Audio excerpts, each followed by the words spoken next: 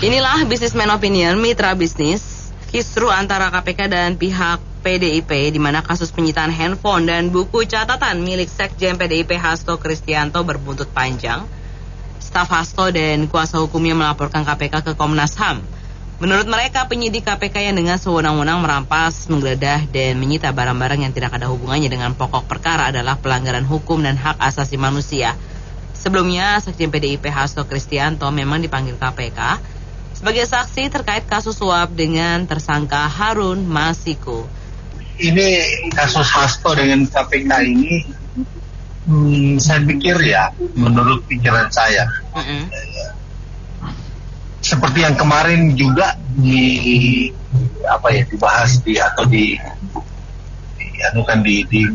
didiskusikan di pas FM itu mengenai apakah hasil pemeriksaan survei dari Kompas itu ya mengenai KPK. Nah, ini terasa banget bahwa memang agak repot ya kalau lembaga hukum itu seperti KPK ini yang harusnya independen, itu ada bau-bau intervensi dari pemerintah atau ada keberpihakan daripada pejabat KPK ini terhadap pemerintah. Sehingga contoh begini, dulu PDIP itu kan sangat dekat dengan pimpinannya memang orang PDIP ya, nggak ada ribut-ribut kan, clear gitu loh. Nah begitu ada perselisihan, muncullah ini semua. Memang kasus ini kan mungkin sudah ada sejak dulu kan, tapi dulu nggak pernah diungkap karena orangnya dekat kekuasaan. Sekarang begitu ada konflik dengan kekuasaan, muncullah semua kasus-kasus ini. Ini kan menandakan bahwa, menurut hemat saya, ini menandakan bahwa KPK sendiri ini sudah bermain berpihak gitu ya, berpihak. Pertama, yang kedua, kasus ini kan menyita HP dan barang milik yang diduga.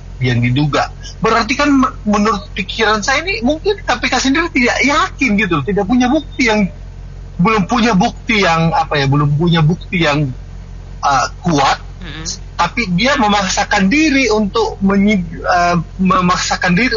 menetapkan satu orang ini sebagai tersangkanya, ya kan repot.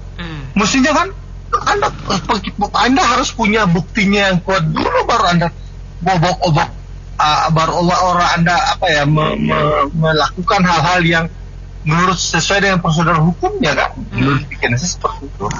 Sehingga ya menurut saya namanya politik ya, ini ada bau-bau politik ya, dan ya susah memang bau politik ya. Namanya lawannya KPK ya, suka dan suka akhirnya ya pembentukan. Saya kira itu aja sih. Ya, saya berbicara selama ini kemungkinan itu fakta ya, jadi bukannya mengarang-arang.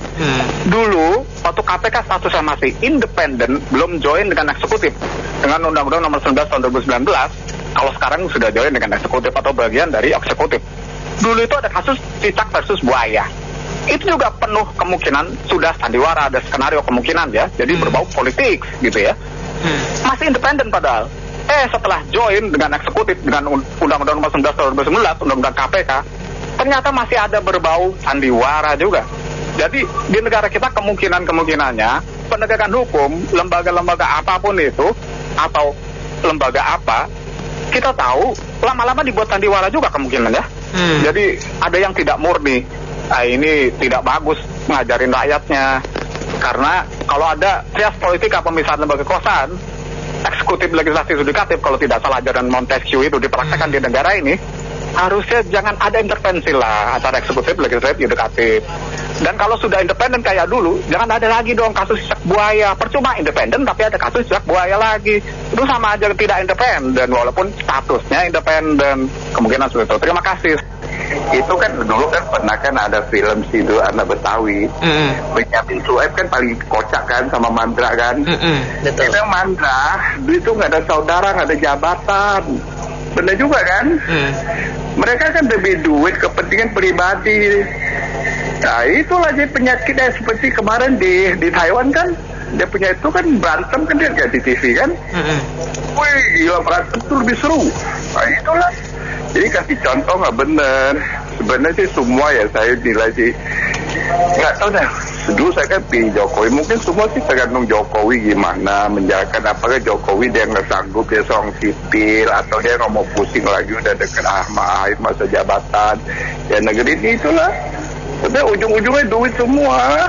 Ya nggak ya? Oh semua itu bikin rakyat kita jadi makin sulit. Ya nggak. Ya pokoknya cerita manusia di dunia begitulah. Di Amerika sama, Amerika di mana? Ya gitulah manusia hidup gara-gara duit bikin manusia semua makin sulit. Iya, jadi saya melihatnya kalau Pak Hasto memang terbukti menyembunyikan tersangka, wah ini hukumannya bisa lebih berat lagi. Kan kemarin tiba-tiba beredar ada video CCTV posisinya Masiku.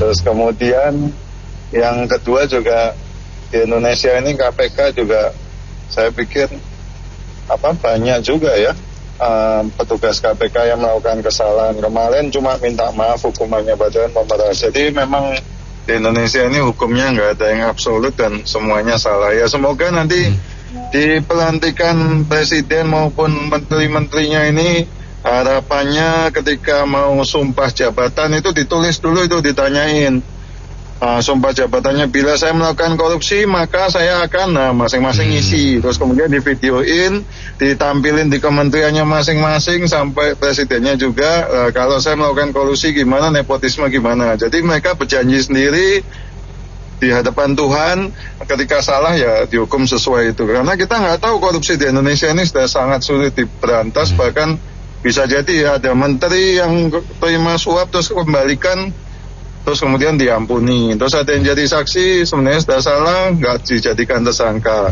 Jadi memang KPK di bawah presiden ini memang agak susah juga. Tapi kasus Masiku ini yang unik ya, karena sudah 4 tahun orang biasa tapi bisa sembunyi di Indonesia yang begitu sebenarnya gampang ya. Kemarin ada penjahat besar dari Thailand aja sebentar ditangkap dari Bali. Ya ini orang Indonesia kan susah. Ini makanya lucu. Dan yang kedua, para koruptor ini seenaknya juga mereka punya perlindungan ya, kayak yang kemarin dari MA juga ada gitu ya. Ketika mereka kabur ya mereka harus dihadiahi timah panas juga gitu. Kok nggak ada yang supaya mereka nggak kabur-kabur lagi, karena biasanya penjahat yang kecil itu polisi alasannya coba melarikan diri ya, terus dikasih timah panas. Nah ini koruptor ada yang BLPI udah 20 tahun kabur, ketangkep kok nggak dihadiahi timah panas. Nah ini 4 tahun masa nggak dihadiahi timah panas juga. Jadi semoga hukum di Indonesia makin baik dan nanti ada presiden baru juga Indonesia bebas korupsi. Terima kasih. Ya, saya melihat dalam hal ini, mohon maaf nih ya. Jadi KPK itu kayak titipan. Dulu kan masih searah dan seirama. Nah, sehingga kenapa dulu nggak diselidiki? Sekarang sudah berseberangan dengan pihak tertentu yang sudah unggul di depan. Ini kayaknya berseberangan. Jadi yang berseberangan kapanpun, dimanapun tetap di kasar-kasarnya itu bantai, sikat. Nah gitu. Saya melihat hal itu demikian.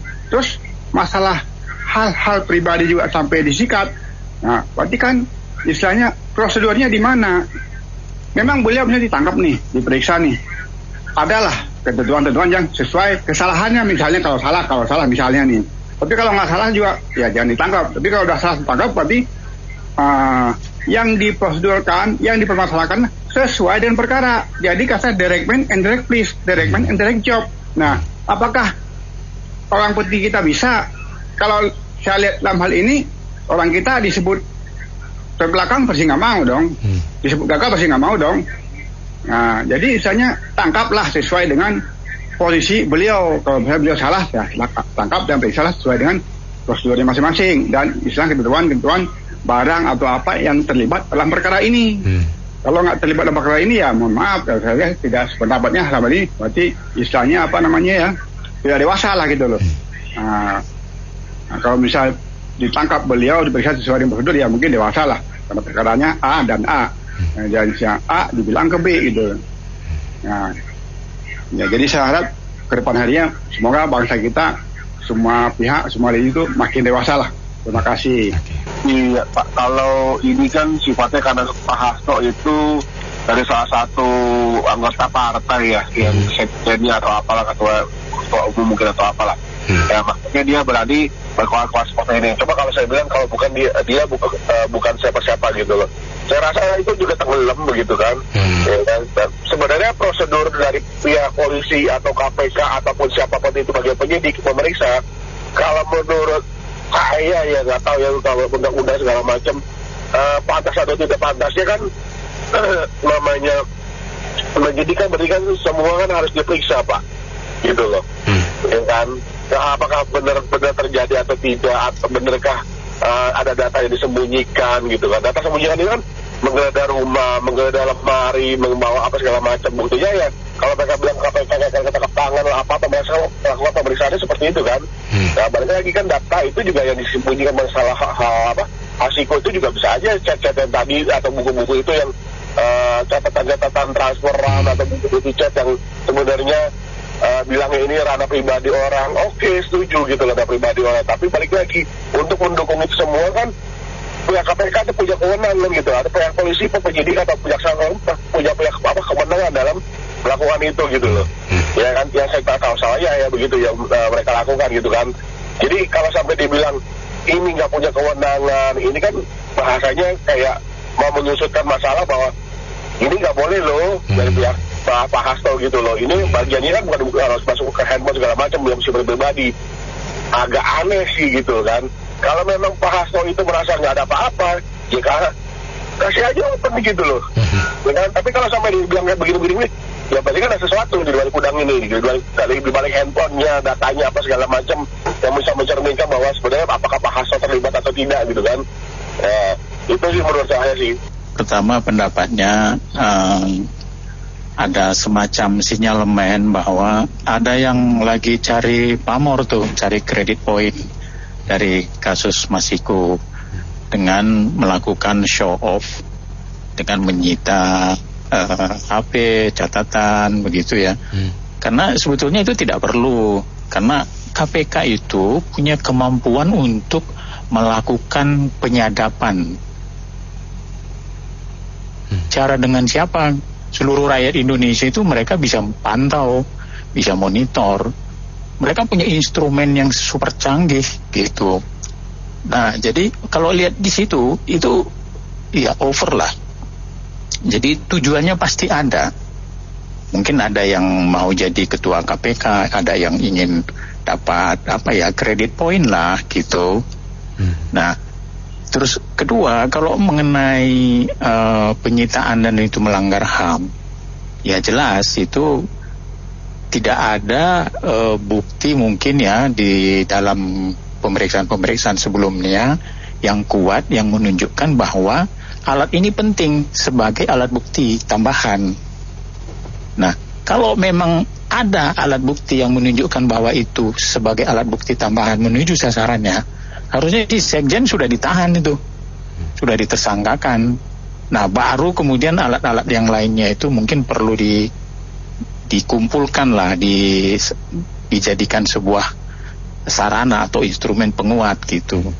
Nah, jadi kalau saya sih KPK ini sudah jauh ya sejak undang-undangnya berubah dan dia di bawah pemerintah, itu memang behaviornya itu sudah tidak seperti dulu. Menurut saya pertama yang harus dilakukan, dia jangan di bawah presiden lah. Karena kalau di bawah presiden dia itu menjadi begini, ada orang cari pamor, cari pangkat dan dia bisa dikendalikan gitu kan. Nah, sekarang yang persoalan lagi misalnya ketuanya itu kan sudah tersangka. Itu sudah menunjukkan tidak kredibel juga kan. Nah, ini ada tukar guling apa gimana kan, orang bertanya-tanya tuh. Jadi mungkin perlu di-restructure ya menurut saya, posisi KPK itu dikembalikan lah seperti yang sebelumnya. Kemudian orang-orangnya itu ya mungkin carilah orang yang tepat gitu. Mungkin itu aja sih. Terima kasih. Kalau KPK niat gitu ya, sebenarnya kan ini masalah sebenarnya dari tahun 2020 itu udah bisa diselesaikan sebenarnya. Iya. Jadi ya kalau sekarang mereka baru mengusut atau membuka kembali masalah Harun Masiku ini kan lebih karena Ya banyak, bukan saya aja sih, banyak yang katakan gitu ya, banyak pengamat juga katakan bahwa karena vokalnya PDIP gitu. Karena vokalnya PDIP dengan apa yang dijalankan oleh rezim sekarang gitu kan, maka akhirnya ya tersandra lah, coba disandra ke vokalannya. Kalau nggak mau disita, kalau nggak mau dipanggil, ya jangan banyak ngomong ya, mungkin kira-kira begitu. Jadi ini lebih ke saling sandra politik, dan ya sekarang kembali berpulang kepada KPK sebenarnya niat baiknya gimana sih? Nah itu sih Om Beni.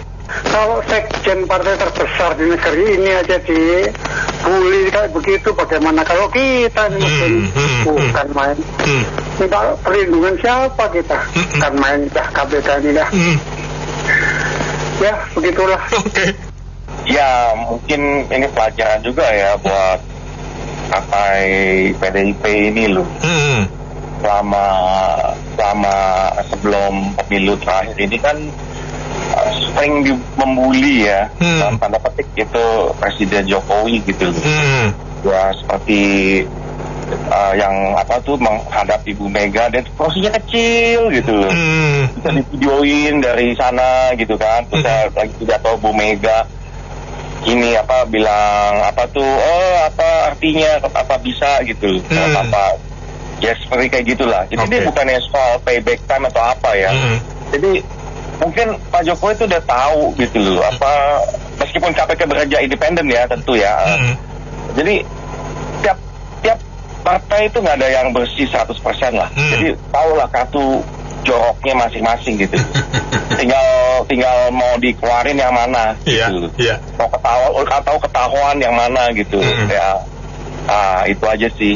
Kali ini saya dukung KPK. Kenapa?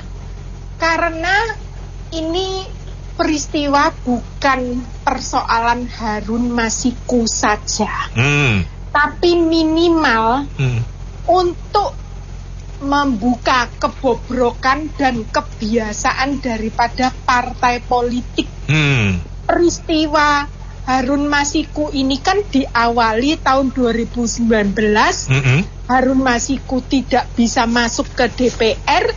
Lalu kebetulan ada kadernya PDIP yang meninggal dunia. Lalu seharusnya diganti di bawah, nomor di bawahnya. Misalnya digantinya itu Beni gitu ya. Tapi Beninya dibuang oleh PDIP, digantikan Harun Masiku. Lalu KPU-nya bersikuku tidak mau. Maunya harus Beni. Seharusnya benar sudah KPU-nya. Akan tetapi yang salah KPU habis itu disuap. Karena disuap sehingga naiklah Harun Masiku, tapi ketahuan ini. Kenapa ketahuan? Sebenarnya sudah disidangkan, dan di sidang itu sudah ada bukti WA bahwa laporan ke pentolan partai sudah Pak, saya setorkan ke ini sekian. Itu. Nah, oleh sebab itu ini sebenarnya kita menyuarakan untuk menolong caleg-caleg yang kasihan dinista oleh para partai. Kenapa? Karena sebenarnya baru ini juga terjadi lagi di partai ini. Sudah terpilih tapi tidak mau dilantik, digantikan dengan orang lain. Lah, bayangin aja, aku yang kampanye, aku yang nggak tahu lah keluarin duit atau aku yang apa aja gitu ya. Pokoknya kerja kerasku, tapi terus yang dikasih Beni. Nggak adil gitu loh ya. Nah, kayak gitulah. Jadi supaya minimal itu terbuka aib-aib seperti ini. Kalau tidak seenaknya. Kenapa saya ngomong seperti ini? Dan banyak yang nyinyir katanya, kenapa kok nggak dari dulu KPK? Karena itu kakaknya Anies Baswedan sudah pernah mengatakan selama selama Firly Bahuri masih jadi ketua KPK tidak akan ditangkap. Nah, jadi sekarang Firly kan udah nggak jadi. Jadi ya memang bener ngomongan Novel Baswedan itu bener gitu ya. Ini cuman satu pangkal persoalan aja. Dan yang jelas orang ini bener-bener untouchable. Kenapa? Yang ada di Jawa Tengah itu kan juga PPS itu kan udah 200 sekian juta juga udah ditangkap dan mereka juga sudah bunyi bahwa duitnya terima dari siapa. Cuman kok yang dipegang hanya orang-orang lapangan. Orang ini kok nggak dipegang. Kenapa tahu? Karena PAW itu tanda tangannya dia dan tanda tangannya bosnya.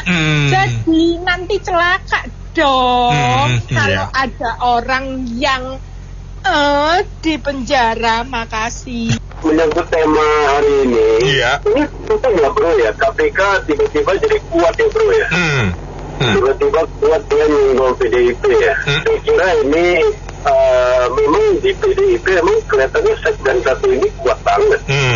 Akhirnya suaranya kan sering kali kan. Maka Ibu Mega sih ya tentu ketua umum nggak begitu banyak ngomong. Jangan-jangan ini ada pesan sponsor ini. Si Sekjen 1 ini, Hasto ini sedikit disentil nih, supaya jangan ngoseh terlalu banyak lah.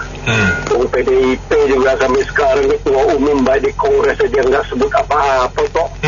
Malah ngomong tunggu saja, katanya mau gabung dengan Prabowo apa enggak kan gitu kan. Tetapi Sekjen 1 ini ngomongnya terlalu banyak di luar, seolah-olah di dalam geng PDIP itu terjadi klik-klik yang seperti ini. Saya kira memang PDIP ini partai tua yang memang di dalamnya itu udah banyak klik kali. Ya kan? Jadi memang ya kalau memang ada kasusnya ya mau diapain ya bener kan KPK angkat ke atas. Ya memang ya kita harus akui lah partai politik semua kan ada aja kasus. Lantas KPK kan pegang kartu. Kapan mau dimunculkan, kapan tidak kan gitu kan. Apakah salah ya enggak, supaya enggak bisa dimunculkan kartu ya jangan sampai berbuat salah, korupsi. Korupsi nggak ada kartu, kalau ada kartu kan dipegang orang. Mau diapain ya bro ya. Ya jadi saya kira ini ya lanjut aja. Lantas si stafnya Hasto ya bilang handphone dia itu wajar, gak ada yang aneh. Ini biasa-biasa aja. Kan? Namanya juga diminta hadir walaupun statusnya kan bersaksi. Ya kan kalau mereka yang coba berargumen ternyata mereka tahu ini mungkin Hasto bisa lanjut nih kan. Tapi ya saya kira emang partai politik yang lama ya harus mulai mengupdate diri ya. Iya betul. Kalau enggak kita lihat kenapa cerminnya itu kan dari anggota DPR, DPR RI, kita lihat itu Bambang Pacul. Itu kan ngomong udah terang-terangan. Mau urusin itu undang-undang mengenai apa namanya yang korupsi yang betul apa namanya rampasan aset udah ngomong. Kalau kita nggak bicara siapa yang berani? Itu nggak benar. Kita dengar, kita rakyat dengar kayak gini kan, aduh mak korupsi tambah seperti gini. Ya mau siapa lagi? Kan selalu kita harusnya berharap ya nggak tahu lah ke depan bagaimana ya Pak Prabowo juga terus terang mungkin pembangunan perekonomian akan lebih baik, tapi menurut saya hukum ya mungkin akan lambat ya, terutama korupsi. Saya berharap yudikatif harus berani. Kita harus punya hakim-hakim seperti siapa tuh? Artijo. Yang Artijo itu harus berani. Walaupun nggak ada aturan dia berani ketok. Itu harus ada seperti itu. Ya mudah-mudahan Indonesia tambah baik bro. Memang kalau lihat dari struktur etikanya memang tidak boleh ya merampas hak orang ya, apalagi handphone ataupun catatan-catatan lain gitu loh, di luar wewenang dari si pemiliknya gitu loh.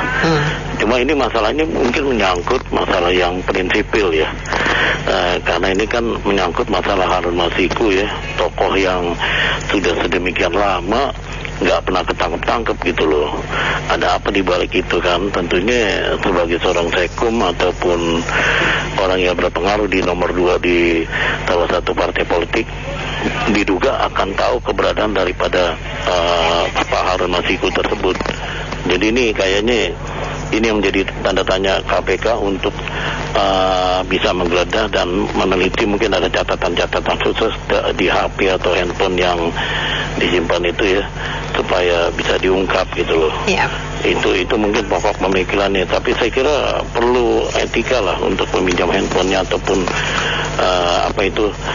menyimpannya, tidak dengan merampas seperti itu istilahnya. Kalau merampas sih saya kira kurang tepat gitu loh. Itu aja sih. Jadi ini bicara mengenai sudut pandang ya, kalau menurut saya ya. Yeah. Mungkin dari sudut pandang teman-teman dari kader PDIP beranggapan bahwa ini nggak boleh begini, ini nggak bisa begini, ini adalah tebang pilih dan seterusnya. Tapi kalau dari sudut pandang saya, ini satu proses hukum yang normal, yang wajar, di mana seseorang yang terindikasi atau apalah mungkin sudah dimiliki bukti oleh KPK yang memang harus dilewati. Kalaupun memang tidak ada bukti atau tidak ada hal yang memenuhi syarat-syarat formil hukum bahwa Pak Hasto diperiksa, itu akan dengan sendiri akan gugur kok gitu. Ini proses hukum aja yang memang harus dijalani. Barusan katanya memang boleh cara begitu.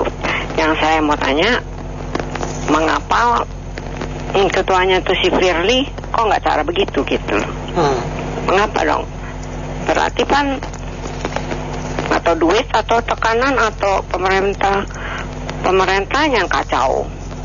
Itu kan jadi artinya ya kacau juga. Tapi sebenarnya dia doang dicara begitu. Kita sama anak membapak anaknya ngerampas itu juga nggak boleh, minta pelan-pelan. Kalau dia nggak kasih baru rampas. Begitu. Jadi saya bilang kok waktu si Firly kok dideminin, dilepas tangkap gitu. Silakan Pak Teja. Halo Pak. Saya, ya. Bu. Ya silakan. Ya, kalau menurut saya letak kepemimpinan Pak Jokowi itu yang kami tuntut. Jadi Kompas itu menilai sikap kepemimpinan dari Presiden Pak Jokowi selepas masa tugasnya bisa menyelesaikan persoalan di negara ini. Begitu juga carut-marut soal hukum dari KPK independen ke kolegialnya itu. Artinya kan contoh masyarakat yang seperti kemanusiaan yang adil dan beradab atau kesetanan yang adil dan beradab, ini yang dipertanyakan masyarakat. Dengan begitu kan tolak ukur dari kebijaksanaan dalam keputusan itu kan masyarakat menilai, Bu. Kalau seumpamanya si Christo Kartianto itu menuding KPK yang begini, itu kan ranah mereka, ranah politik atau sikap tugas mereka. Tapi pemimpinnya ini dulu yang menjadi ketegasan dari sikap kepemimpinan itu yang kita nantikan, bukan dari sikap dari KPK itu sendiri, Bu. Loh, KPK ini sebetulnya objeknya ini kan KPK yang dibahas kan, bukan PDIP. Kalau PDIP ini sejak pemilu sampai sekarang dia jadi korban terus ini. Salah satu yang paling berat ketika dia dikhianati sama Presiden Jokowi. Nah, aku PDIP tetapi mendukung partai lain. Aneh nggak? Ini menurut penilaian saya ini pengkhianatan. Kalau memang mau mendukung partai lain, jangankan mendukung Prabowo, mendukung Ganjar pun salah dia. Dia presiden, Ganjar Pranowo itu PDIP. Presidennya PDIP, nggak boleh. Presiden harus berpihak kepada semua partai, semua golongan. Itu presiden, dia memimpin. Ya benar Pak Teja tadi katanya leadershipnya itu, kepemimpinannya itu salah. Makanya ketika undang-undang KPK direvisi dari tadinya independen menjadi ASN itu pimpinan tertingginya presiden. Jadi harusnya Pak Jokowi itu waktu pemilu dia kalau nggak usah mendukung Prabowo atau Ganjar, salah juga mendukung Ganjar. Dia harus berdiri di semua pihak, diem, nggak boleh ikut cawe-cawe. Itu yang dilakukan Pak SBY. Bukan berarti saya pendukung SBY, no. Saya independen, saya freelancer. Menurut saya ya agak bingung sih. Kita kan presiden dipilih langsung ya, tapi yang bisa jadi presiden itu harus lewat partai politik kalau nggak salah gitu ya. Kalau ada independen saya kurang tahu deh ya. Jadi kan nggak benar-benar murni dipilih oleh rakyat aja, berarti harus ada partai politik yang berperan. Nah, kan baru bisa jadi presiden. Nah, begitu jadi presiden ya pasti membela partai yang mengusungnya dong. Itu kan wajar aja. Makanya ini jadi serba salah. Kalau membantu nggak membantu dibilang berkhianat. Kalau membantu ntar dibilang oh ini pilih kasih nih, nggak objektif. Harusnya kan presiden itu adalah presiden bagi seluruh rakyat Indonesia, bukan partai politik tertentu gitu loh. Nah, jadi ini begitu udah nggak sejalan ya baru diusut. Menurut saya sih begitu wajar aja, karena kan sistemnya gitu, harus ada partai politik, nggak benar-benar rakyat Indonesia yang memilih. Kalau rakyat Indonesia memilih yang mau di luar partai politik boleh nggak? Nah kan gitu, kan nggak.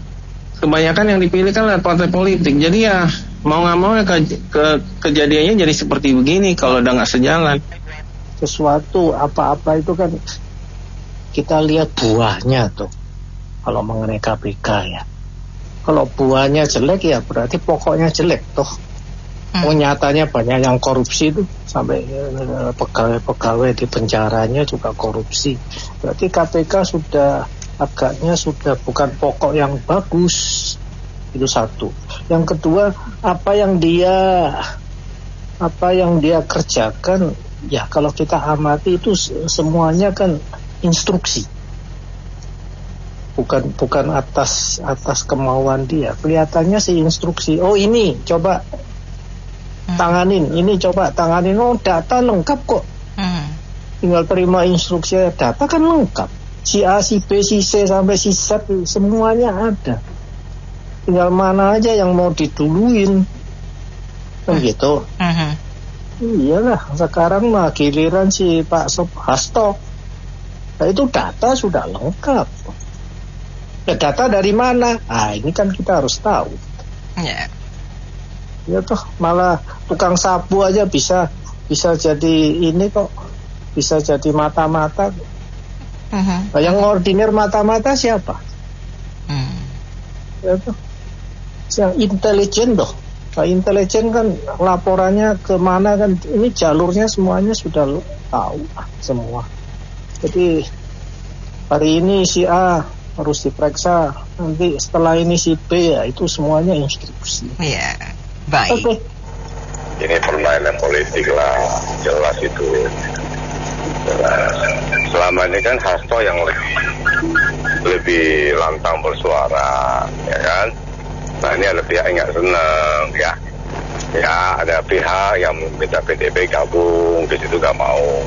Tapi ya Hasto yang susah gitu kan, nggak mau ya menyuarakan suaranya Ibu Mega. Yang jelas ya menurut saya bukan pihak Prabowo ya, bukan pihak Prabowo dan Mega itu baik. Ya ada pihak anak yang merasa udah kakinya kuat lah, itu aja menurut saya sih. Oke. Saya mau ditanya itu Firly gimana? Masih bebas berkeliaran tuh, nggak apa-apain tuh. Itu ada apa? Tanya tuh orang yang berintegritas yang mana sih? Yang kalau suruh orang jangan beli tas mewah tapi isinya pakai tas mewah itu siapa tuh? Makasih ya. Ya KPK ini sangat disayangkan ya, kenapa baru sekarang melakukan hal itu. Harusnya sih dari kemarin-kemarin lah, jadi nggak usah nunggu sampai beberapa tahun, 4 tahun lebih ya si Harun Masiku ini bisa bebas berkeliaran. Harusnya dari awal dicek-cek siapa, dokumen apa, HP siapa yang terkait dengan si Harun Masiku ini, lebih cepat terselesaikan kasusnya gitu. Dan jangan lupa juga banyak sih kasus-kasus lain yang belum KPK selesaikan. Nggak tahu apakah itu tebang pilih, apakah itu pesanan dari orang-orang di balik layar, kita nggak tahu lah. Cuman sebaiknya memang kalau ingin menegakkan hukum itu jangan cuma pilih 1-2 orang, semuanya lah kalau perlu, dari yang tingkat paling bawah sampai tingkat paling atas. Jangan lupa yang di atas juga ada loh nanti kalau selesai. Nah, ini KPK ini terlalu percaya diri. Katanya dalam 1 minggu, 2 minggu ini bisa menangkap Harun Masiku setelah menyelidiki handphone sekjen PDI itu. Nah, katanya bisa penyelidikannya positif, bisa menangkap Harun Masiku. Itu harus dibuktikan apakah penyelidikan terhadap sekjen PDI dan HP-nya itu benar-benar positif atau tidak. Kalau sampai seminggu 2 minggu nggak bisa menangkap Harun Masiku, artinya apa? KPK itu tong kosong bunyinya nyaring, ya kan? Tong kosong bunyinya nyaring, cuma bisa bersuara tapi nggak ada buktinya. Terima kasih. Ini komentar saya kalau mengenai sewenang-wenang nggak juga ya, sebab kan itu handphone itu kan akan dikembalikan, kan istilahnya hanya ingin dicari isinya, dan itu yang sangat penting memang berhubungan dengan penyelidikan yang sekarang sedang berlangsung. Jadi itu sih hanya dibuat-buat saja lah, hanya mengada-ngada. Pasti ada apa-apanya, itu udah jelas, saya berani jamin 99%. Ya itu sajalah. Jadi maksudnya ya itu hak KPK ya pengertiannya. Jadi jangan dianggap melanggar HAM. Sebab satu contoh saya mau kasih tahu pengalaman saya ya, kawan saya kan digeledah dari ini orang Ditjen Pajak. Jadi itu mereka mencurigai ini satu individu ini harus membayar pajak ya, karena mungkin dari penyelidikan mereka menyimpan uang yang cukup besar. Tapi sebenarnya itu merupakan dana warisan gitu loh. Jadi dia datang menggeledah aja. Nah itu kan lebih parah lagi, kata buka laci. Ya jadi melaporkan bahwa ibu bla bla bla ada pajak begini-begini. Tapi ya kita kan istilahnya kan berhak untuk memanggil konsultan dulu atau perwakilan kita kan, sebab kan untuk berbicara hal-hal pajak seperti ini kan sangat sensitif, takutnya kan terjadi salah paham. Tapi ya mereka tidak mau menunggu, jadi maksudnya ya jelas terang-terangan kan itu kasar maksudnya, bukan laci untuk mau melihat berapa uang yang ada. Sebelumnya saya mohon maaf sama Pak Hasto nih, maupun yang istilahnya yang di rombongannya lah. Nek saya lihatnya ini sekedar sok terapi buat penjenengan sama yang di belakangnya. Sok rapi Pak. Soalnya kalau saya jadi penyelidik atau penyidik, niku bukunya jenengan sama HP, saya butuhnya cuma sehari tok Pak, baru tak kembalikan. Gitu aja Mbak, makasih. Ini udah KPK ini udah brutal, nggak sesuai dengan tupoksinya, tugas pokok dan boksinya itu udah nggak sesuai. Jadi dia tuh sewenang-wenang, itu harus dilawan. PDIP harus kerahkan semua pasukan, kerahkan semuanya, lawan. Ini pula dari Jokowi ini perintah Jokowi, ini pasti ini perintah Jokowi, karena KPK ini udah beberapa bulan ini kan Jokowi masih berkuasa nih sampai bulan Oktober. Jadi dia ingin menunjukkan taringnya itu. Bahaya ini orang. Nah itu bahaya ini. Yuk, makasih. Saya cuma mau tanya ya, 1000 tanya nih, mengapa sama orangnya sendiri Pak Firly gak berani itu rampas gitu? Kenapa nggak HP-nya diambil juga gitu? Memangnya si Hasto punya dia yang beliin HP-nya ke satu begitu? Harusnya juga diambil dong HP-nya si Firly. Itu baru namanya gagah. Kalau sekarang cuman gaya bandit gitu. Anak sama bapak sama guru aja juga mesti pamit kalau HP orang. Mbak punya HP dirampas aja begitu sama suami kan suka marah. Penghinaan juga gitu ya. Saya mah nggak heran lagi kalau KPK udah jadi alat. Kalau ibu tadi bagus sih pertanyaannya, cuman gampang dicerna kok. Kenapa Firly nggak ditahan, nggak dirampas barangnya? Sama-sama punya pegangan, Bu. Yaitu apa? Sama-sama punya kelemahan, sama-sama punya kejelekan, kebusukan jelasnya. Saling pegang kok, saling sandera. Yuk, pukul kaki saya jitak kepala lu. Sama-sama punya kartu kok, itu mah udah bukan rahasia umum lagi itu. Satu, jadi alat kekuasaan yang disalahgunakan.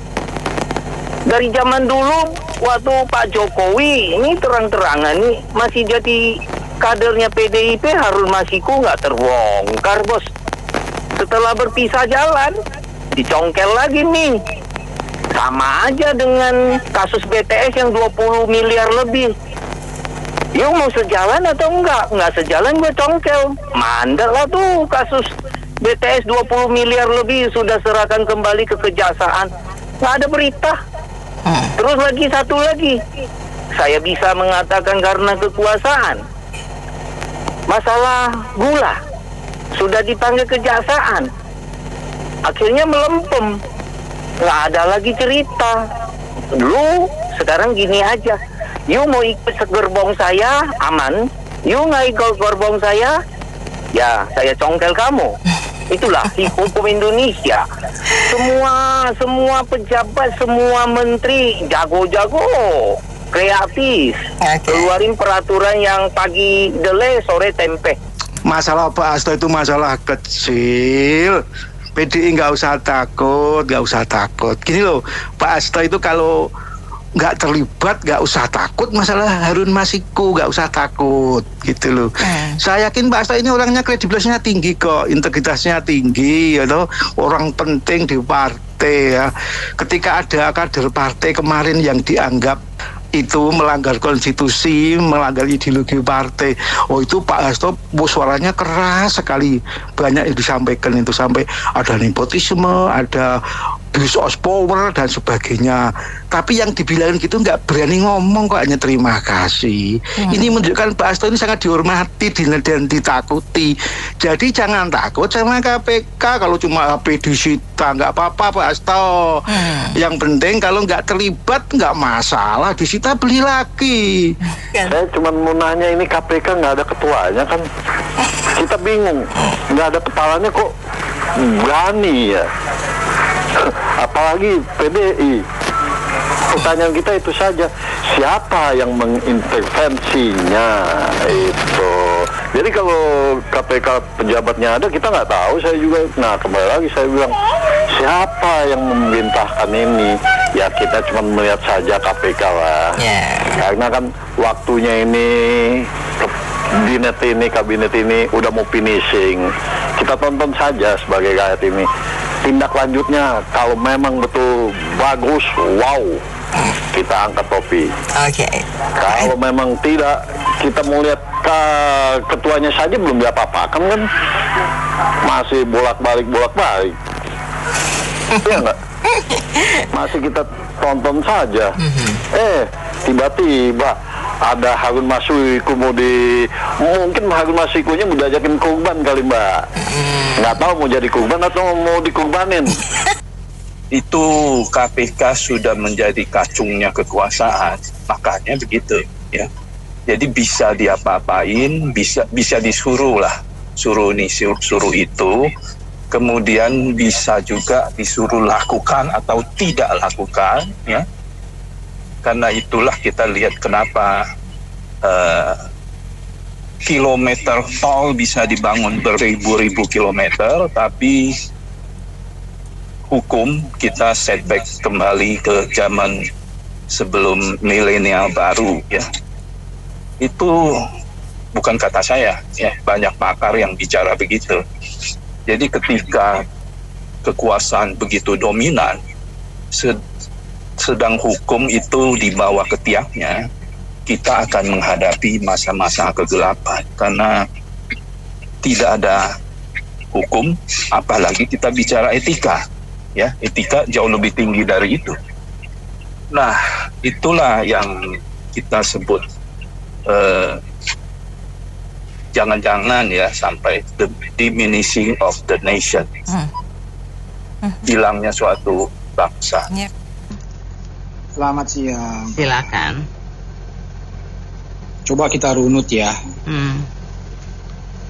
Dulu waktu kabinet baru dilantik, ada 2 menteri itu, dari PDIP sama dari Gerindra.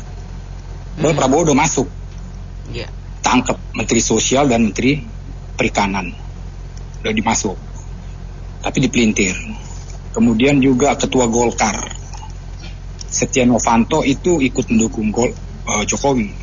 Dipelintir ke politik, entah apalah katanya mau dijatuhin. Padahal memang bajingan semua, bangsat semua itu kan. Cuma nggak ketangkep aja. Ini kan penjahat-penjahat yang bebas, tahu mereka nggak dihukum mati, nggak dirampas. Kemudian waktu lagi Partai Nasdem pilih Anies, ya kan?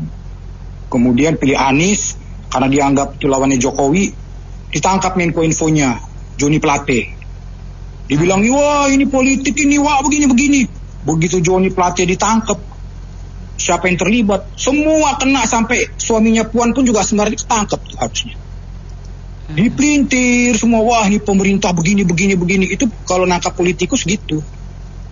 Jadi entah kemana. Coba ingat ya, ini kasus Harun Masiku ini jauh sebelum Megawati dan Jokowi pecah, jauh harus ditangkap. Jadi sebenarnya memang KPK atau kejaksaan itu sudah tahu siapa penjahat yang mau ditangkap. Cuman mereka berlindung di balik elit-elit, penguasa-penguasa, ketua parpol. Jadi belum timingnya. Nah begitu dia lihat Jokowi sudah renggang sama PDIP, ya memang timingnya ini si bajingan ini memang harus ditangkap. Habis itu dipelintir. Harun Masiku nggak bisa ketangkep, kenapa? Ya karena dia dekat sama paling elit. Iya. Tapi dipelintir, wah entah apalah dibilangin gitu loh. Jadi lihat aja di waktu lagi Nasdem Demokrat, SBY, semua orang-orang dekat kiri kanannya ditangkepin semua kan. Tapi kan mereka bilang, wah ini ada gesekan di dalam itu, ini ada antar kelompok ini mau ngikut gini. Padahal memang semua perampok gitu Mbak. Baik. Jadi nggak usah.